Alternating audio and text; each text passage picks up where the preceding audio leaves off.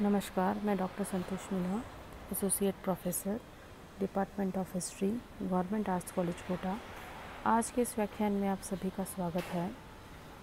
आज हम मराठा राज्य संघ का एक प्रमुख टॉपिक ले रहे हैं, तृतीय आंग्ल मराठा युद्ध। लॉर्ड हेस्टिंग्स और तृतीय आंग्ल मराठा युद्ध 1817-1818। सर्वप्रथम हम जानेंगे आंग्ल मराठा युद्ध के कारण। लॉर्ड हेस्टिंग्स के आगमन के समय ब्रिटिश साम्राज्य की संकटपूर्ण स्थिति तथा उसकी साम्राज्यवादी नीति। 1813 ईस्वी में भारत आने पर लॉर्ड हेस्टिंग्स ने सब और अंग्रेज़ों के प्रति शत्रुता का भाव देखा। उत्तर में गोरखे बढ़ रहे थे और बर्मा की ओर से भी खतरा बढ़ रहा था।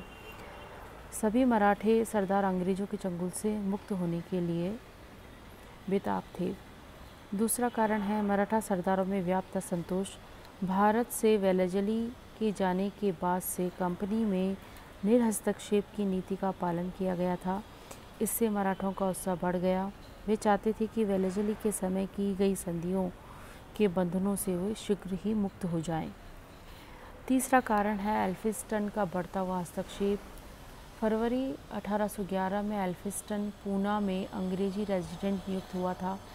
उसने पेशवा के आंतरिक मामलों में हस्तक्षेप किया और पेशवा की इच्छा के विरुद्ध जागीर संबंधी कई मामलों का निर्णय ले लिया था। चौथा कारण है पेशवाओं के षड्यंत्र, जिसमें बाजीराव द्वितीय वास्तविक रूप से मराठा संघ का नेतृत्व पुनः प्राप्त करने का प्रयत्न करने लगे थे। वह गुप्त रूप से अंग्रेजों के विरुद्ध अन्य सरदारों से बातचीत करने लग गए थे। नेक्स्ट कारण है मराठा सरदारों पर नई संधि का थोपा जाना। लॉर्ड हेस्टिंग्स ने मराठों को और दुर्बल बनाने के लिए मराठा सरदारों से नवीन संधियां की। 1816 में उसे एक नई संधि करने के लिए विवश किया गया। 1817 में पूना में एक नवीन संधि के लिए फिर बाध्य किया गया। पेशवा ने इन संधियों को अपमानजनक माना। फिर है तात्कालिक कारण, त्रियंबक का मामला, जिसमें पेशवा और गायकवाड़ में मतभेद बढ़ रहे थे।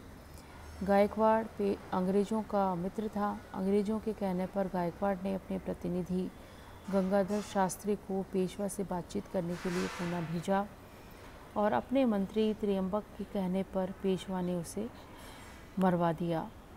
कंपनी ने त्रियंबक को बंदी बना लिया, लेकिन वह कैद से भाग गया। 1817 में की संधि में पेशवा ने त्रियंबक को बंदी के रूप में सौंपना स्वीकार कर लिया और इस मामले को लेकर कंपनी और पेशवा में तनाव जो है वो बढ़ गया। इससे पहले कि हेस्टिंग्स मराठों से युद्ध करता, उसे पिंडारियों का दमन करना आवश्यक समझा।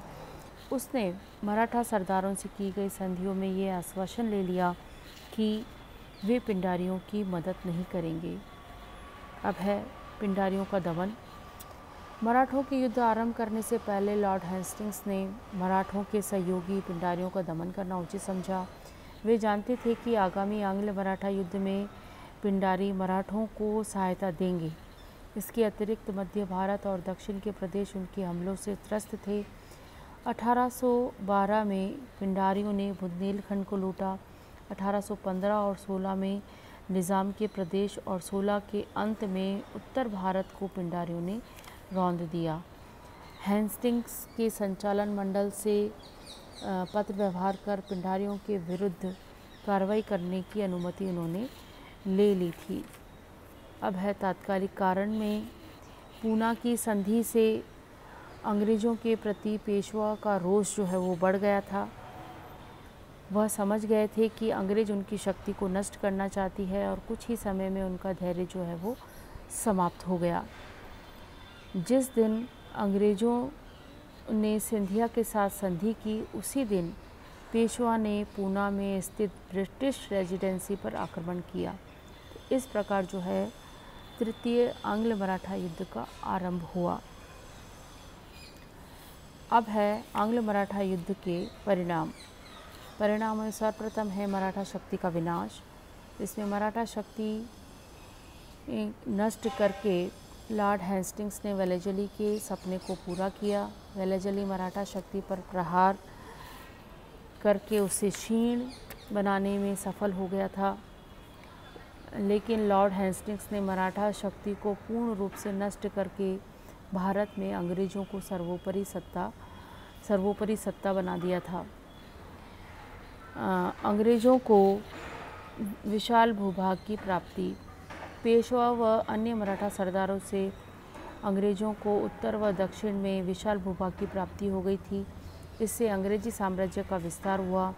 1818 में पंजाब और सिंध के मध्य अतिरिक्त शेष भारत में प्रत्यक्ष और अप्रत्यक्ष रूप से जो है अंग्रेज़ों का अंग्रेज के अधीन वो आ गए थे, अंग्रेज़ों का राज्य हो गया था। देशी राज्यों पर अंग्रेजी प्रभुत्व। इसमें मराठों की पराजय के समय लॉर्ड हेस्टिंग्स ने राजपूताना, मध्य प्रदेश और गायकवाड़ के काठियावाड़ के राज्यों से वार्ता करके उन्हें अंग्रेज़ों के संरक्षण में ले लिया था और इन प्रदेशों में मराठों के आक्रमण का भय जो है वो समाप्त हो गया था।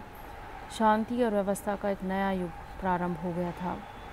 नेक्स्ट कारण है परिणाम रहा दक्षिण में शांति और सुव्यवस्था। पिंडारियों के दमन से अनेक प्रदेशों में शांति स्थापित हो गई। पेशवाओं को पेंशन, जिसमें नाना साहब को वार्षिक पेंशन नहीं दी गई थी और इस पर जो है नाना साहब अंग्रेज़ों से अप्रसन्न हो गए थे और 1857 की क्रांति में उन्होंने अंग्रेज़ों के विरुद्ध भाग लिया था। नेक्स्ट परिणाम है अंग्रेज़ों का सार्वभौम सत्ता बनना। स्पीयर का मत है कि निसंदेह 1818 ईस्वी का वर्ष ब्रिटिश भारत के इतिहास में एक महत्वपूर्ण मोड़ का काम करता है। इस साल में भारत का ब्रिटिश साम्राज्य अंग बन गया। नवीन युग का आरंभ, जिसमें प्रिंसेप के अनुसार अशांति और अराजकता का अंत हुआ और एक नवीन युग का सृजन हुआ जिसमें शांति, प्रगति और समृद्धि की प्राप्ति हुई। लॉर्ड हेस्टिंग्स की उपाधि। अंग्रेज या इंग्लैंड की सरकार ने जो है इन्हें अर्ल ऑफ मायरा की उपाधि प्रदान की। अब है मराठों की पराजय के कारण।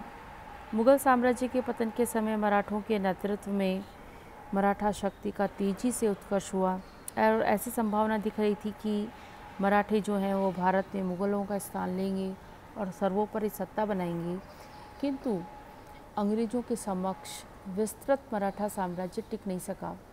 मराठों की इस अनपेक्षित पराजय के प्रमुख कारण जो है इतिहासकारों ने अलग अलग ढंग से प्रस्तुत किए हैं, जिसमें से कुछ प्रमुख है। नाथकर्णी ने कहा है कि मराठों के पतन का प्रमुख कारण उनकी दोषपूर्ण सामाजिक संरचना थी। केलकर ने माना कि मराठों के पास प्रशिक्षित सेना और नवीन शस्त्रों का अभाव था, जिससे उनकी हार हुई। सुरेंद्र नाथ बनर्जी के अनुसार मराठों द्वारा तोपखाने और घुड़सवार सेना की उपेक्षा को अन्य कारणों के साथ उन्होंने इसको भी महत्व दिया है। खरे का मत है कि मराठों में पारस्परिक द्वेष तथा व्यक्तिगत स्वार्थों के कारण एकता के अभाव से उनकी हार हुई। यदुनाथ सरकार ने मराठों में जातीय संकीर्णता की भावना को भी उनके पतन का कारण माना। रजवाड़े ने मराठों में वैज्ञानिक प्रवृत्ति के अभाव को उनके पतन का प्रमुख कारण माना। एल्फिंस्टन के अनुसार 19वीं शताब्दी के आरंभ में मराठों के योग्य नेतृत्व के अभाव को एक कारण के रूप में प्रस्तुत किया गया। इसके अलावा मराठा संघ में केंद्रीय शक्ति की दुर्बलताएं, जागीरदारी प्रथा के दोष, मराठों का नैतिक पतन, आर्थिक व्यवस्था के प्रति उदासीनता, देशी राज्यों के प्रति मराठों की नीति को भी मराठा साम्राज्य के लिए उत्तरदायी उन्होंने माना है। वास्तव में इनमें से किसी एक कारण को किसी दूसरे कारण के मुकाबले अधिक महत्व नहीं दिया जा सकता। एक राष्ट्र, जाति तथा साम्राज्य के पतन के लिए अनेक परिस्थितियां सम्मिलित रूप से जिम्मेदार होती हैं। इसमें कारणों में दोषपूर्ण सामाजिक संरचना, जातीय संकीर्णता की भावना, दुर्बल सैन्य व्यवस्था, मैसूर व हैदराबाद का पतन, वैज्ञानिक प्रवृत्ति का अभाव, मराठों में एकता का अभाव, केंद्रीय शक्ति की दुर्बलता, फ्रांसीसी शक्ति का अभाव, प्रशासकीय दुर्बलताएं, आर्थिक कमजोरी, अयोग्य नेता, देशी राज्यों में से शत्रुता, मराठों की धार्मिक नीति, अंग्रेज़ों के विशिष्ट गुण और उनकी नीतियाँ, भौगोलिक ज्ञान का अभाव, अवसर का लाभ न उठाना, इन आदि कारणों को महत्वपूर्ण माना जा सकता है। इस प्रकार अनेक दुर्भाग्यपूर्ण परिस्थितियों ने मराठा शक्ति के पतन में सहयोग दिया।